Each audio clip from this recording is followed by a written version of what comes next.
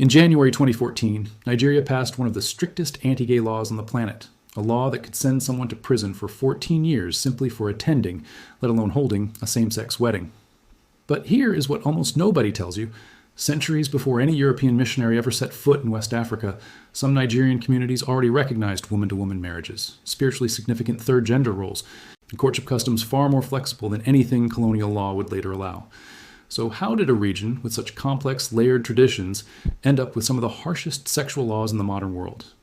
And where exactly is this story actually heading next, as more than 100 million young, restless, curious Nigerians increasingly come online? Stay with me, because by the end of this video, you will understand exactly how tradition, religion, colonization, and technology collided to produce modern Nigeria, and the ending will genuinely surprise you. Nigeria today is Africa's most populous nation, home to more than 220 million people and over 250 distinct ethnic groups, each carrying its own customs around love, marriage, courtship, and the human body. This is not a single culture's story unfolding in a straight line. It is a collision of many civilizations, religions, and legal systems layered on top of one another over thousands of years, from ancient kingdoms and empires to European colonial rule to today's globalized, internet-connected society. Understanding Nigeria's sexual history matters right now because the country sits at a genuine crossroads, caught between deeply rooted traditional values, two powerful and expanding religious institutions, Christianity and Islam, and a booming, hyper-connected youth population that is quietly rewriting the rules through smartphones and social media in real time. Over the next roughly 18 minutes, we're going to travel from ancient river valley kingdoms through Islamic reform movements, European colonization, missionary transformation, a devastating public health crisis, military rule, and finally, into today's smartphone era, tracing exactly how Nigerians have understood intimacy, gender, marriage, and the body across 5,000 years, and asking what all of it actually means for where this remarkable country is heading next. Along the way, we will meet Yoruba chiefs, Igbo female husbands, Sokoto reformers, Victorian missionaries, Nollywood stars, and today's TikTok influencers, each representing a different chapter in this long and often surprising story. Long before Nigeria existed as a nation on any map, the diverse peoples who would eventually live within its borders had already built rich, highly structured systems around sexuality, marriage, and family life. Archaeological evidence from the Nok culture, which flourished in central Nigeria as far back as roughly 1500 BCE, shows organized communities with clear social hierarchies, though written records of their intimate customs simply do not survive. Among the Yorubas in the southwest, marriage functioned as a negotiated alliance between entire extended families, sealed through the payment of bride price and closely tied to questions of fertility, lineage, and ancestral land rights. Polygyny, meaning one husband with multiple wives, was widely practiced and generally viewed as a marker of wealth, status, and social responsibility, rather than scandal or shame. And it also carried real political weight, since a powerful Oba or chief with many wives symbolized strength and prosperity for an entire community. Among the Igbo in the southeast, similar bride price customs existed alongside a genuinely striking tradition known as woman-to-woman marriage, in which a wealthy or childless woman could pay bride price for another woman, who would then bear children within that household, often through a chosen male partner outside the marriage itself. This arrangement was not understood in romantic or sexual terms the way modern audiences might assume, but it reveals just how flexible pre-colonial gender and family roles genuinely were, and similar female husband traditions appeared among several other West African peoples as well. Meanwhile, in the north, among the Hausa and Fulani peoples, Islam had already begun spreading as early as the 11th century, gradually introducing its own detailed legal and moral framework around marriage contracts, modesty, inheritance, and family structure, which blended over centuries with older indigenous customs already present in the region long before Islam arrived. Across many of these varied societies, virginity, fertility, and marital status were treated as deeply public matters tied directly to family honor and community continuity, rarely left to private individual choice the way they often are today.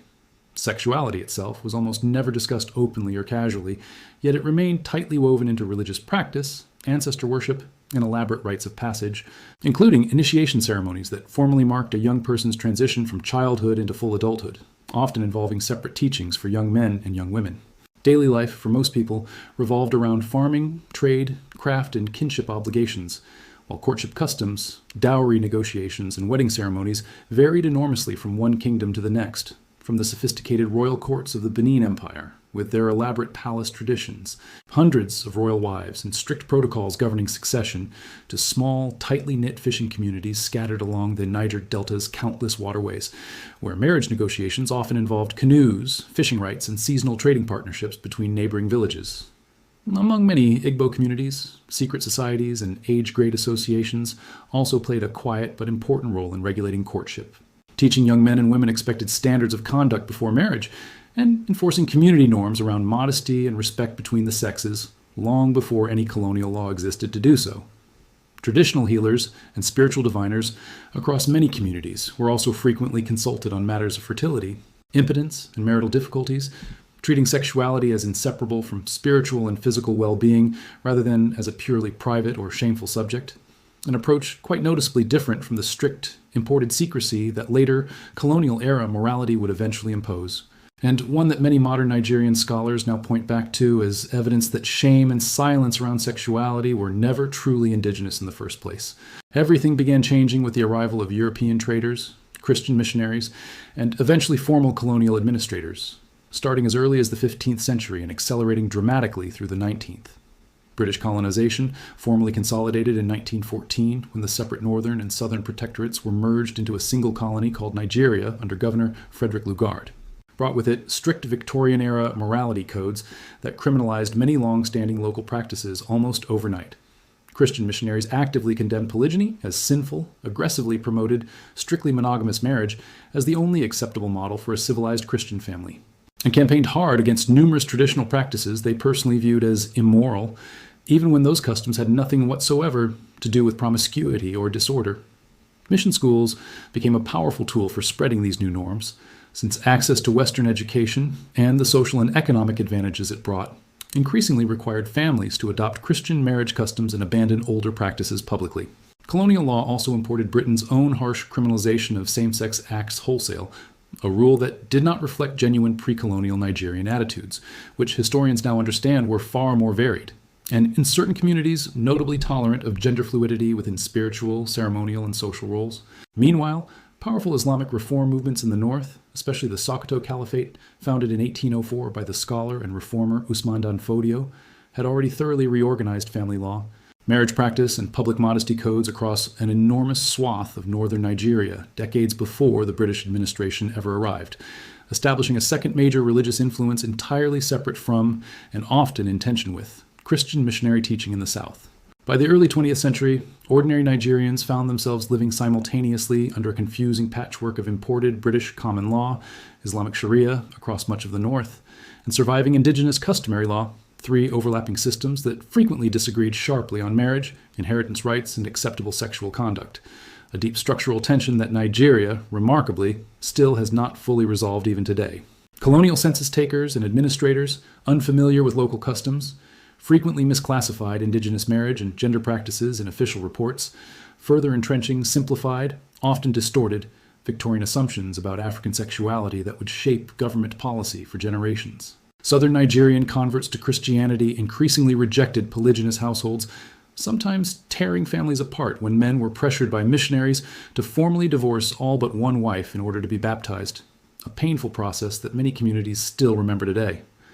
In the north, by contrast, British colonial policy under indirect rule deliberately left existing Islamic legal structures largely intact, meaning Sharia-based family law continued governing marriage and sexual conduct there with far less direct colonial interference than in the Christian-dominated South, a divergence whose effects are still clearly visible in Nigerian law today. Independence in 1960 did not erase these colonial-era legal codes. Newly independent Nigeria largely retained British-inspired criminal law on its books wholesale, including the Victorian-era prohibitions on same-sex relationships.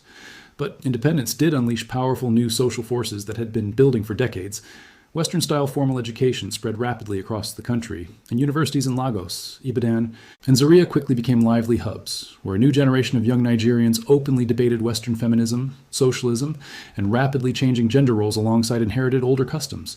often for the very first time in a genuinely public academic setting. Massive urbanization simultaneously pulled millions of people from small villages into fast-growing cities like Lagos, Kano, and Port Harcourt, steadily loosening the tight family and community oversight that had once governed courtship and marriage decisions in rural areas for centuries. Radio broadcasting, And soon afterward, television began carrying Western films, popular music, and glossy advertising that portrayed dating, romance, and relationships in ways strikingly different from arranged family negotiated marriage traditions, giving young urban Nigerians a completely new, borrowed, and often glamorous visual vocabulary for imagining their own private romantic lives and future relationships. The 1970s oil boom then accelerated all of this further, injecting enormous new wealth into Lagos nightlife, fashion culture, and a rapidly rising urban middle class that enjoyed far more personal freedom to choose romantic partners outside traditional extended family networks than any previous generation had ever experienced. At the same time, a widening generational gap became increasingly visible across the country. Older Nigerians, shaped directly by colonial-era Christian and Islamic teaching, held tightly to conservative norms around premarital sex, virginity, and public modesty, while younger, urban, formally educated Nigerians increasingly experimented with independent dating outside arranged structures, though almost always keeping such relationships carefully hidden from watchful elders and extended family members. Nollywood, Nigeria's now massive home film industry, which began taking recognizable shape in the late 1980s and then exploded commercially throughout the 1990s, started depicting romance, betrayal, infidelity, and sexuality on screen for genuinely mass audiences, quickly becoming one of the very first mainstream cultural spaces where ordinary Nigerians could see modern relationship dynamics openly dramatized, discussed, and debated by everyday people across every region of the country. Meanwhile, successive periods of military rule between the 1960s and 1990s brought their own strict, often puritanical social messaging, with government-controlled media campaigns promoting discipline, respectability, and traditional family values, even while urban nightlife, music, and youth culture quietly continued evolving in the opposite direction just beneath the surface. High life and later Afrobeat music scenes in Lagos became particularly important cultural spaces, where lyrics about love, jealousy, and desire could be expressed more openly than in everyday conversation, giving an entire generation a shared soundtrack for navigating rapidly changing relationship expectations. Arguably, the single most consequential event in Nigeria's modern sexual history was the devastating HIV and AIDS epidemic that struck the country hard throughout the 1990s and into the 2000s. As infection rates climbed steadily into the millions of cases nationwide, the Nigerian government was eventually forced, often quite reluctantly, to launch large-scale nationwide public health campaigns openly discussing condoms, disease transmission, and sexual behavior in genuinely public settings for essentially the first time in the country's modern history. This urgent public health emergency effectively cracked open a national conversation that religion and long-standing custom had for generations, kept firmly private. Even as severe social stigma against HIV-positive Nigerians unfortunately remained widespread and deeply damaging for many years afterward, affecting employment, marriage prospects, and community standing. Then, in January 2014, President Goodluck Jonathan formally signed the Same-Sex Marriage Prohibition Act into law, instantly creating one of the strictest anti-LGBTQ legal frameworks anywhere in the world, criminalizing same-sex marriage outright, banning public displays of same-sex relationships, and even outlawing membership in gay rights advocacy organizations, with penalties reaching up to 14 years in prison for violators. This sweeping law passed with overwhelming public and religious support across the entire country, reflecting just how thoroughly colonial-era criminalization had, over roughly a full century, been gradually absorbed and then reasserted by Nigerians themselves as authentically Nigerian. Christian and Islamic values, even though the underlying criminal statute itself had originated entirely in imported British law rather than any indigenous pre-colonial tradition. International human rights organizations condemned the new law sharply and repeatedly, while domestic support for it nevertheless remained extremely high across both major Christian and Muslim communities throughout the country, according to numerous public opinion surveys conducted in the years that followed. Economically and diplomatically, this single law reshaped Nigeria's relationship with Western nations for years afterward, straining official diplomatic ties and prompting some foreign aid reviews, while simultaneously reinforcing the country's own self-image as a determined bastion of conservative family values on a continent where Western media was widely viewed by many ordinary citizens as actively spreading foreign practices, considered corrosive to traditional African society. Nigerian churches and mosques largely celebrated the law publicly, framing it as a rare moment of moral unity between the country's two dominant religious traditions, while journalists, activists, and ordinary citizens debated its consequences for years afterward in newspapers, radio call-in shows, and increasingly on early social media platforms just beginning to gain popularity among Nigeria's urban youth. Quiet grassroots activist networks nonetheless persisted through this period, often operating discreetly through private support groups and international partnerships, laying groundwork that would later resurface more visibly once smartphones and encrypted messaging apps made organizing considerably safer. Today, Nigeria's sexual culture is being dramatically reshaped once again, this time primarily by smartphones and social media platforms. Well over 100 million Nigerians now regularly use the internet, and dating apps, Instagram, and TikTok have collectively created entirely new digital spaces for courtship that effectively bypass traditional family gatekeeping altogether for a growing share of young urban Nigerians. Lagos, in particular, has quietly developed a visible, though still legally unrecognized and frequently harassed, underground LGBTQ community, existing alongside a much larger and increasingly public national conversation about casual situationships, premarital cohabitation, and what many now call the Japa generation, meaning young Nigerians emigrating abroad in genuinely huge numbers, partly to escape conservative social and economic pressure back home. Social media influencers now openly discuss dating advice, sex education, and relationship dynamics to online audiences numbering in the millions, something that would have been simply unthinkable on state-run television just 20 years earlier. Even as Nigerian criminal law and dominant religious teaching both remain firmly conservative overall. Meanwhile, serious problems including child marriage and gender-based violence unfortunately remain unresolved, particularly across parts of the North, where UNICEF data has repeatedly documented among the very highest child marriage rates found anywhere in the world, clearly illustrating just how dramatically uneven Nigeria's overall modernization has genuinely been between wealthy urban elites and poorer rural communities. Polygyny also persists widely, especially across the North and among many traditionalist and wealthy communities nationwide, now coexisting somewhat uneasily alongside a rapidly rising urban ideal of monogamous, love-based marriage, actively promoted by churches, Nollywood films, and countless social media influencers alike. Nigerian Pentecostal megachurches have also become enormously influential voices on modern relationships, hosting popular singles conferences and marriage seminars that blend conservative theology with surprisingly candid, modern-sounding relationship advice for young congregants. At the same time, comprehensive sex education remains extremely limited or entirely absent in most public schools, leaving many young Nigerians to learn about relationships, consent, and reproductive health, primarily from social media, friends, or religious youth groups rather than any formal curriculum. A gap that public health experts warn contributes to continued high rates of unplanned pregnancy and unsafe abortion among unmarried young women, particularly in urban centers, where traditional community oversight has weakened fastest, prompting a small but growing number of independent nonprofits to step in and offer informal reproductive health education directly to young people online. Nigeria in 2026 is, in a very real sense, a country simultaneously living through several entirely different eras of sexual attitudes all at once. So, where does Nigeria realistically go from here? Demographically speaking, the underlying pressure for continued change is genuinely enormous. Nigeria's population, already exceeding 220 million people, is confidently projected to become one of the largest national populations anywhere in the entire world by mid-century, and this rapidly growing population skews extremely young, with a median age still well under 20 years old. Leading demographers and sociologists predict that this massive youth bulge, combined with steadily rising internet penetration nationwide, will continue pulling urban Nigerian attitudes toward sex, dating, and gender roles noticeably further away from both rigid colonial-era law and older pre-colonial custom alike, and meaningfully closer toward broader global youth culture, particularly in Lagos and other major commercial hubs.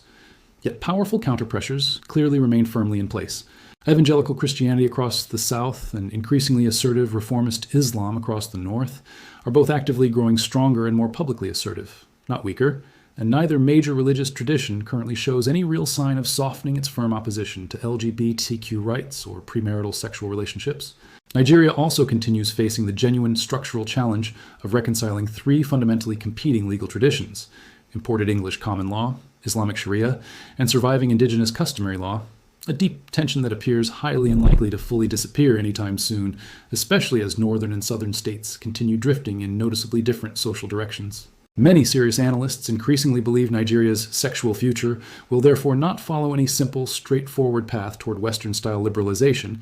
as some outside observers naively assumed decades ago, but will instead trace a distinctly and uniquely Nigerian trajectory. Cautious urban modernization existing in permanent, unresolved tension with deeply rooted religious conservatism, playing out quite differently across Lagos, Kano, Port Harcourt, and everywhere else in between for many decades still to come. Some economists and policy researchers also point to opportunity here, arguing that expanding access to education, formal employment, and healthcare for young Nigerian women in particular tends to correlate strongly with later marriage ages, smaller family sizes, and greater personal autonomy over relationship decisions. A slow but measurable trend already visible in Nigeria's largest cities over the past 2 decades, and likely to continue strengthening in the years ahead. Others caution that rapid urban change without matching investment in healthcare, education, and legal protection could instead widen existing inequalities, leaving rural and lower-income Nigerians further behind, while a small urban elite experiences a genuinely different, faster-moving social reality entirely, a divide that policymakers will need to address carefully and honestly in the coming decades if national unity is to hold together. From Igbo woman-to-woman marriage, quietly practiced in pre-colonial villages, to strict Victorian-era laws forcefully imposed by British colonizers, to a devastating HIV epidemic that eventually forced private silence into urgent public conversation, to a sweeping 2014 law criminalizing same-sex relationships nationwide, and now finally to a smartphone generation quietly rewriting the practical rules of dating across Lagos and Abuja, Nigeria's long sexual history really tells the story of one nation constantly, restlessly negotiating between tradition, competing religions, colonization, and powerful modern global influence. Perhaps the single most surprising takeaway from all of this is simply this. Many of today's supposedly traditional Nigerian sexual values are not actually ancient at all. They are largely colonial-era imports that ordinary Nigerians have since thoroughly made entirely their own over the past century, blending them so completely with older customs that the origins are now almost invisible. So here is a genuine question for you to consider. Do you personally honestly think Nigeria's long transformation, from pre-colonial flexibility through colonial criminalization to today's uneasy modern mix, has ultimately strengthened Nigerian society overall? Or has it instead created entirely new challenges the country still has not fully resolved? Whatever your view, one thing seems certain. With a young, connected, and increasingly outspoken population, Nigeria's sexual story is nowhere near finished being written. Share your honest opinion in the comments section down below, and if you found this history as fascinating as I did, consider subscribing for more deep dives into the hidden histories shaping the world's fastest growing societies today, one country and one culture at a time.